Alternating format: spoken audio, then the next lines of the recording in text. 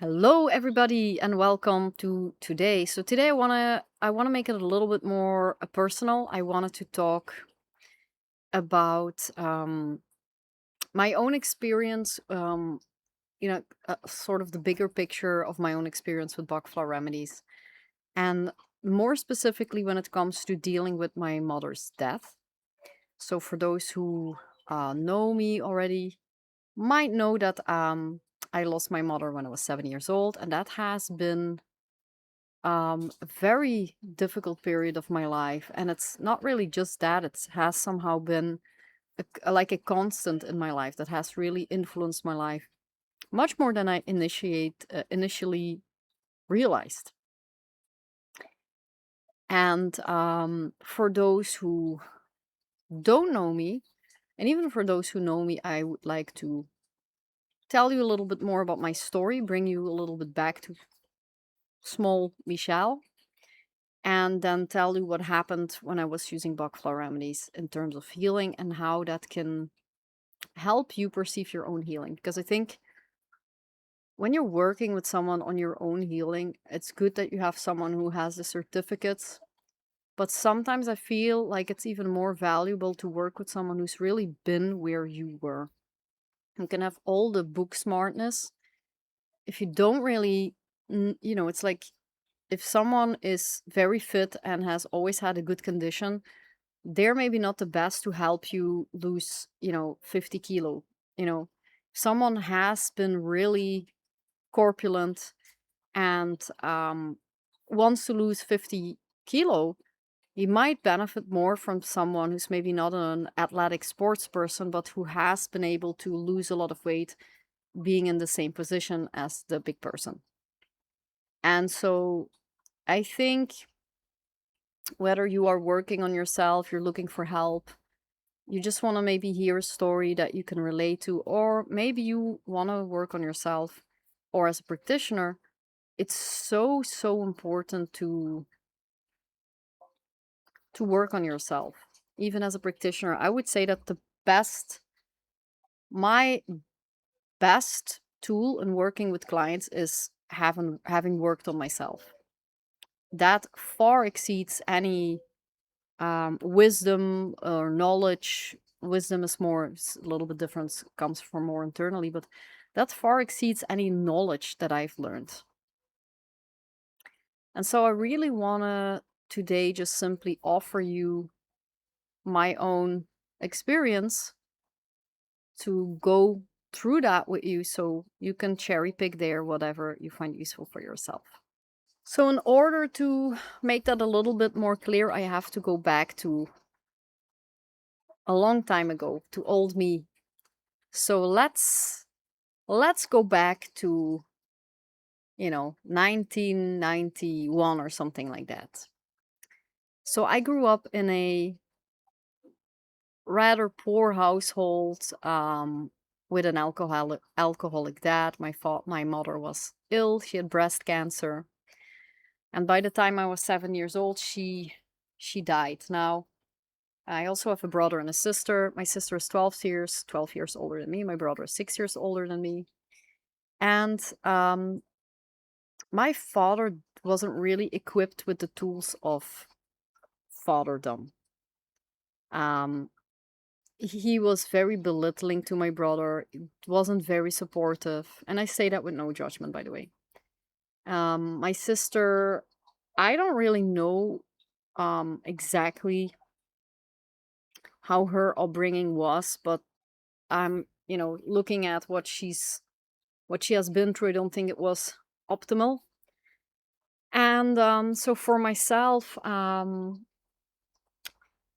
let's say that my first memories that I have of my life were my mother coming out of the doctor's office, with a face that's been crying a lot, and then getting in the car. And I didn't, of course, I was like 3 years old, so I didn't really understand exactly, but it was about illness and not good news. And my parents were fighting in the car. My mom wanted to drive off the road, and that is probably the first real memory that I have.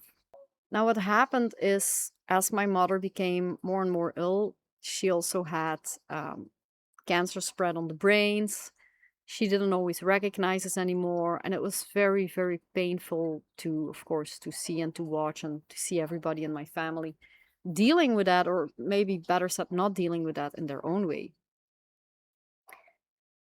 And at some point, no one really talked to me about anything there. It was completely, I had no idea about nothing. My mom was, when she was home, sometimes talking to me about that, but it was, and I actually already had lost, before my mom died, I had lost my little best friend in kindergarten, which was already very confusing.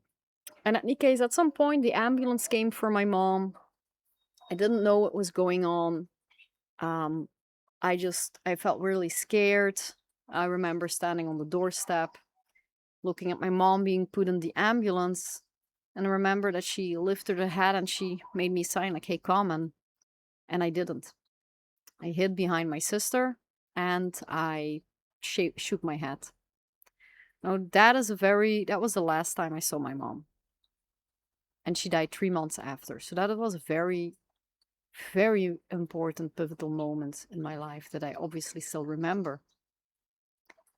Um, how things have been dealt. Just to give you an example, my when we knew that my mom was going to die, like, really very, very soon, my father, I remember sitting in my grandmother's place. My father was sitting across me in her kitchen, and it was basically, basically said, mom is going to die within the month, and then here's some M&Ms.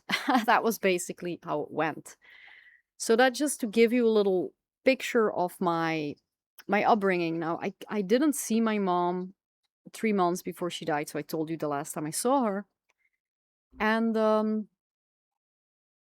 my you know my father couldn't really handle all of this. After he died, I found letters of the doctor saying that father is completely neglects completely the emotions of the child. When asked, how are your children doing, he's like, my wife died, so there's absolutely no even awareness of the children's feeling. And so there was a big part of neglect and violence. If there was any attention, it was violent, and for the rest, it was neglect. I think my brother had more of the violence, and I had more of the neglect. So I've worked on myself with my mother in layers, but I remember when I recorded the first part of my course in 2024, maybe, yet, and 2024, I recorded a part explaining that about my mom and how Bach Flower Remedies have helped me, and so on. And I remember I couldn't even say it without crying. Now, very early in my childhood, if people would ask me about my mom, I would say, like, I don't have a mom anymore. And I would have a, like, really weird smile. I would kind of laugh about it because I didn't know how to. I know now that I just didn't understand how to react to that. So that was sort of a way to cope with that. But I never really talked about my mom and the situation to anybody ever. And, because you're 7 years old, what the hell are you going to say anyway to anyone? Especially if the, older person doesn't initiate the conversation. And I remember so many times laying in bed as a child, and I heard my father downstairs crying, but crying softly, trying to not alert anyone in the house. And it's very, very painful memories, of course. And at some point when I was in my 20s, I went to a medium, and through that medium, I had contact with my mom, and that was like the real shit. That was amazing. And it was very clear that I somehow, I mean, I already knew that for a long time, that because how can I say that without sounding very chaotic? My mother was a Christian Catholic, and naturally I was raised like that. But when she died, I very early became quite anti-God. So when I was 11 years old, I remember having conversations with my teacher where She say, "What happened to you, my Catholicism teacher?" And I said, "Life made me that way." So I really rapidly fall into another phase there, and I was very anti-God, didn't understand why this happened, felt like a punishment. And I somehow and I realized that I consciously did that then, but I kind of forgot about it. I felt like I had to um make up for my mom's pain. So when my mother while my mother was dying, my aunt was there, my father was there, my sister was there, my mother's mother was there. And what I've heard from my aunt is that my father was too scared to go near her, was really stalling at my grandmother's place to not go to the hospital. And I don't really know about my sister. Must have been very difficult for her. But my aunt was so afraid of death after seeing my mother dying. And she say, "I don't want to be alone if my husband dies or if my mother dies." My mother apparently was fighting until the end with, you know, gasps, and her my aunt say that the pain in her face looked excruciating, and the fear in her eyes, and that the way she moved her face, it was almost like the mouth was one part was going this way and one part was going that way, and it was like such a immense struggle until my mother's mother said, "It's fine, you can, you can let go now." And then she took a breath, and then she lowered her knees, and she went. And of course, that has really, really marked me, that story, because it was a story and I hadn't experienced it, together with not being able to be there for her, and together with hearing that my father wasn't really there for her neither somehow. That has marked me a lot. And by the time I was 12 years old, I'd become sort of a Satanist, I would say.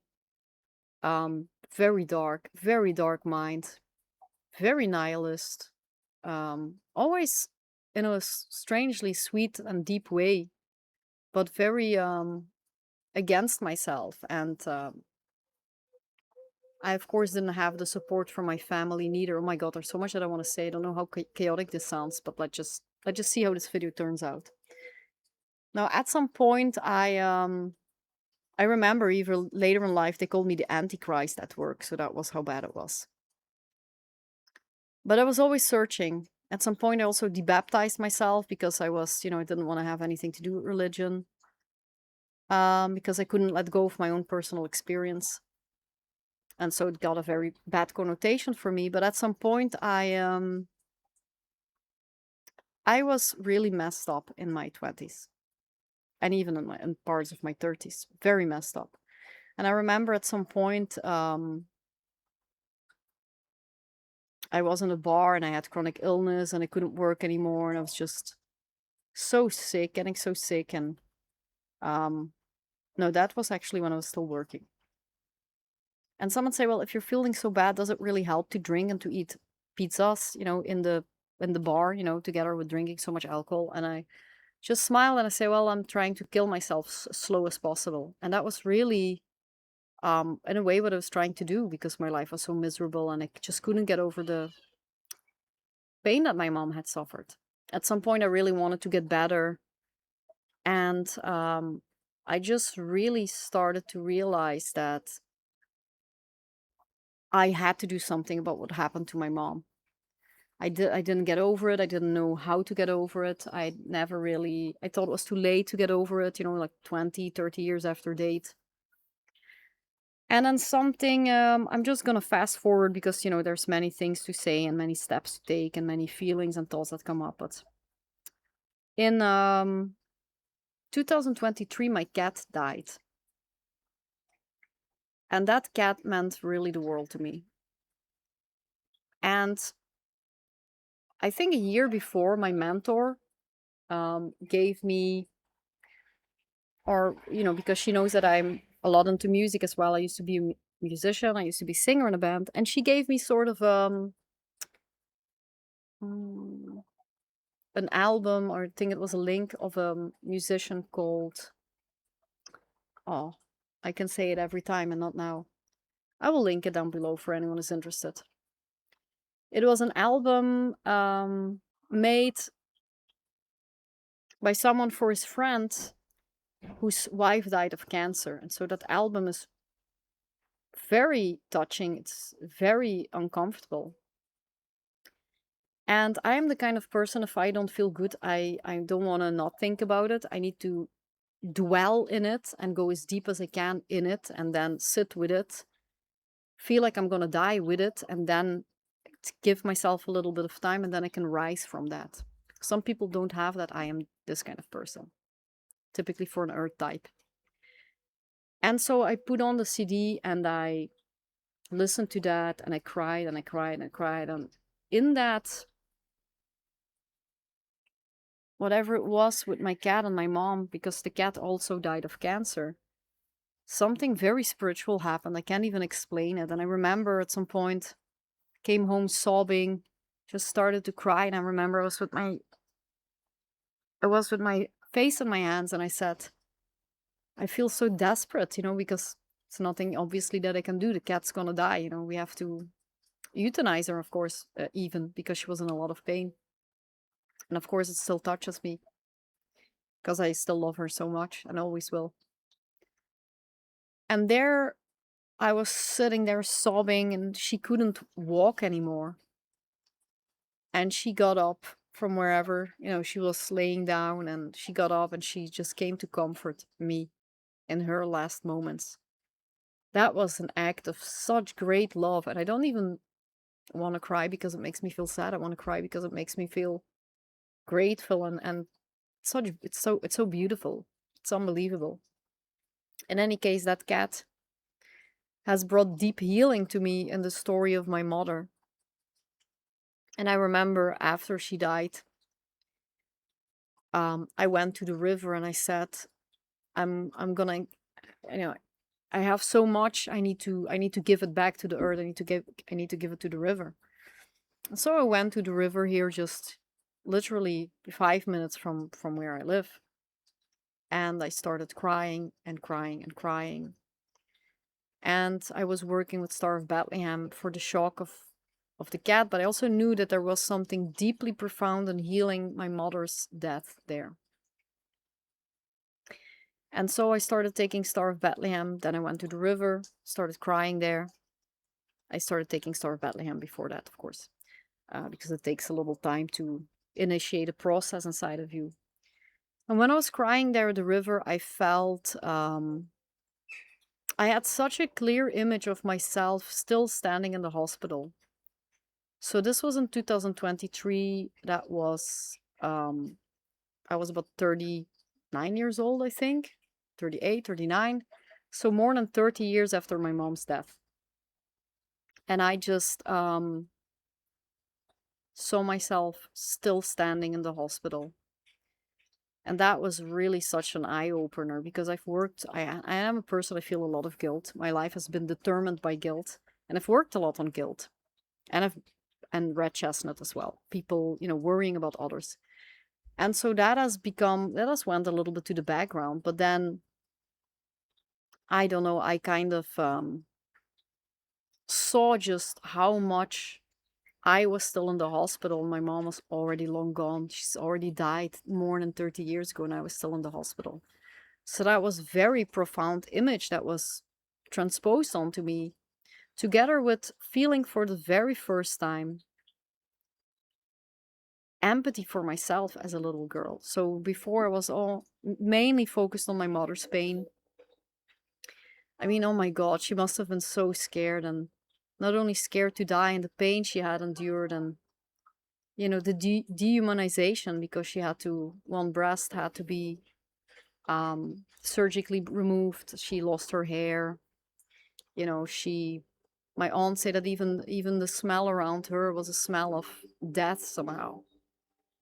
And I'm not sure if my dad was very comforting to her in that way with her. He's probably scared in a way. And I've no, I don't feel, at least consciously, I don't feel anger for my dad or anything like that. My feelings were always directed towards others, mainly towards my mom. Because not only did she have to go through all of that, and she must have been so incredibly scared. And I mean, hospitals are really not nice places to be at in general, to be honest. Which is I find so dehumanizing how hospitals are. She must have been so scared, and knowing that she had to leave her 3 kids with an alcoholic father. I was 7 years old. I think she really didn't want to die. She knew that our life would be really sucky. And that's why she fought so hard until the end. So hard. And I'm so grateful to her mom, to her mother saying, hey, it's okay, you can go, let's go. Thank God that someone ended the fight there. And so that was the first time that my empathy and my feelings of guilt and worry were not directed towards my mother, my father, my sister, or my brother, or even my mother's mother, but towards me, towards myself. So that was thanks to the beautiful Star of Bethlehem I finally had, and thanks to the beautiful soul of my cat and my mom working together. I had that understanding of just how amazingly harsh I had been on myself. It absolutely, oh, Yuki brings me a little, oh, you want to play, little boy? So cute. Hey. He, so I had an understanding of just how inhumane I have been towards myself, with absolutely no inch of empathy for myself as a little girl. And that really helped me. And then, of course, started working again with Pine for Guilt, because that's been such a thing. Now, when I relaunched my course beginning of June this year, so a little bit more than a month ago, or a month ago precisely, I had another sort of epiphany, because I was still working with Star of Bethlehem and Pine on a new level, let's say. And there it became clear to me just how much of my life was how much of the guilt has seeped through every little nook and cranny of my life. Like, not even the obvious things anymore, like the details. The slightest little space I had was filled with guilt, not with joy, not with love, not with hope. There was so much guilt. I mean, I can't even it's difficult to really explain it, because it's a very spiritual process. But that was the next step. It showed me so clearly how that guilt has affected every single area of my life. My financial situation was very bad until, and that, a lot stands on that, like it or not, a lot stands on that. If you have nothing, you can't take care of you can't have peace of mind, you can't take care of your health, you can't take care of your pets, you can't take care of others, you can't do nice things for yourself and others, and so on and so forth. Just looking at Yuki because he's playing with some nonsense. Hey, boy. Oh, well, that looks fun. Clea even wants to play too. And so that was very helpful next step. And I've had a lot of steps before that. Just want to tell you an upgraded version of what I'm going through now.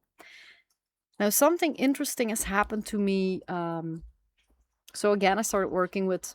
I didn't take Star of Bethlehem, but I think I wouldn't be bad. But I worked mainly with Pine.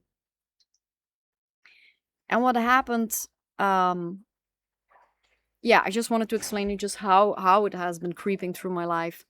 And oh yeah, the insight that I got from that. So I was always extremely, like, even as a little child, I was paying my dad's bills. I was going to work as a model, so he could pay the bills, and etc., etc., etc. So I had very good grades in school and so on. I was just not taking care of myself at all. I was an alcoholic myself, etc. But I was never in trouble, fucked myself up completely, but not to the degree that someone had to take care of me. Now, what happened was that I really realized that I've been extremely responsible for everyone, but almost having taken no responsibility for my own life. Strangely, because all of the money I earned was always directed towards my health, all the health modalities that you could come up with. But I lived my life in such a self-denying way that I didn't make space for myself. I didn't take care of my resting and stuff like that. I mean, I had chronic tiredness. Resting was never an option. Everything else was important, and resting was the last thing. And that was such mind blowing to see how I didn't take any responsibility in that way for my health and for my financial situation, because I came from a poor family. So it was like, oh, shitty jobs, low paid, um, investing and things like that. No way. And it wasn't until I was in a very desperate situation that I started to really take control over that. And that changed my life enormously. Um, so I thought I'm just born like this, and I'm in this kind of family, and what can I do about it? So hard to move yourself up from nowhere to suddenly, but it is doable. And I didn't believe it until I took the responsibility to do that. And I don't mean that in a bad way towards you guys if you are in a financial situation, because oh my God, I've tried so hard. I worked myself to death here and nothing happened. But it's not always about that. It's not always about working harder. And I didn't understand that. And nobody taught me. So I had to find out the hard way. And that was fine because now I can help others because I really understand it now. And that's a gift in itself. And it's also makes me quite proud, you know. Now, the next phase is that, and it's very fresh. I was, I really want to, so I understood how much of that guilt is still seeping through my life. And I don't want that anymore. And so I thought, okay, let me work again with pine and guilt. And when I was working with pine, what happened is that I suddenly got a really deep insight into myself where I understood something profound. And it's also a little bit of a nonsense that is just, let me try to explain it to you. It's always more difficult to explain your own feelings. So sorry if this is chaotic. I'm just trying to be very honest here about my own process.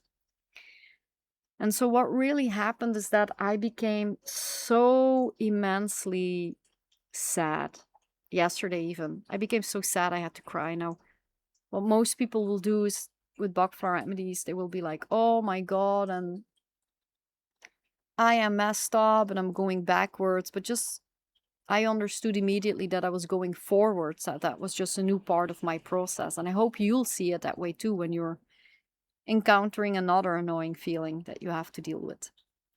And so I had so much grief yesterday and a few days before, but specifically yesterday, because I felt like, okay, I have to let go of the guilt if I want to live my best life and I want to move myself forward. But I felt a sense of enormous grief about that, because and an enormous resistance, because it was like, if I let go, oh, look what's there. Look,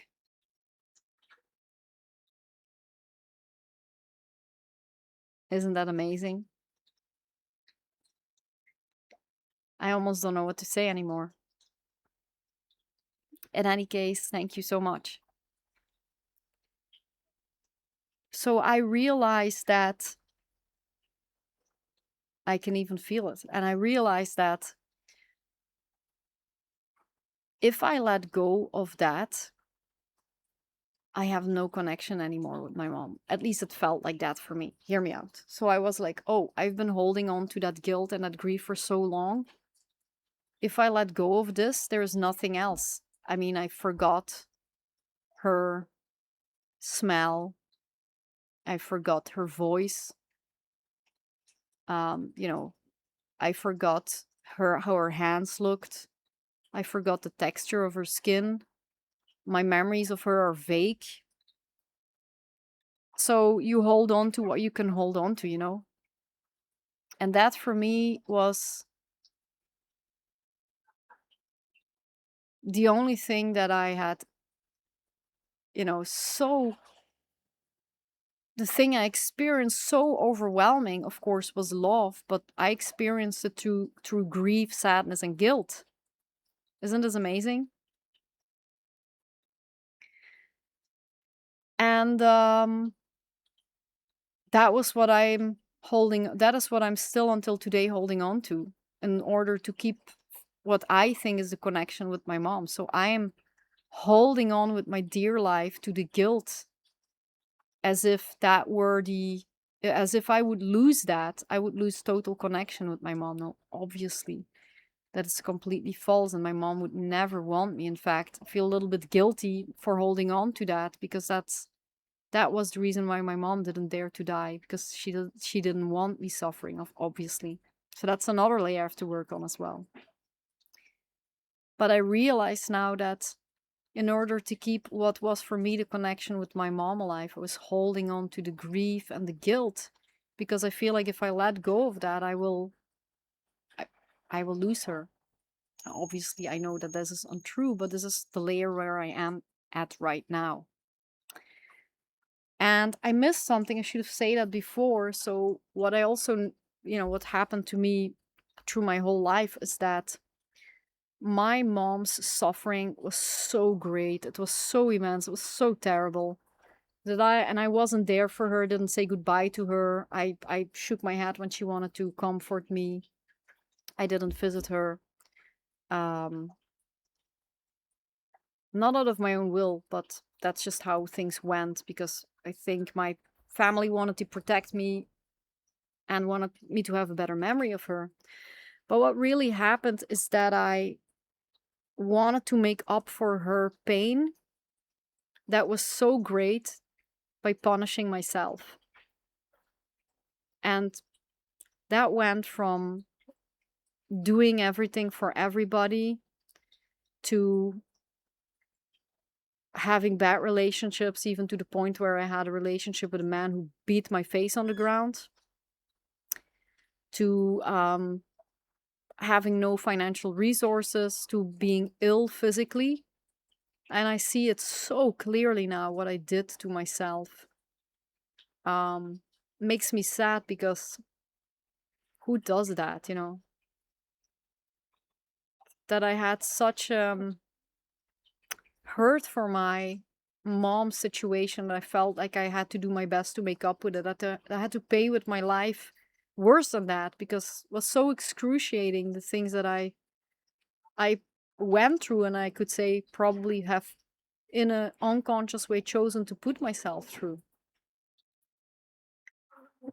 And still a part of me is like, no, I have to hang on. I'm suffering in her name, which obviously is ridiculous rationally, but to my soul, or to my essence rather, not my soul, it makes sense to do that.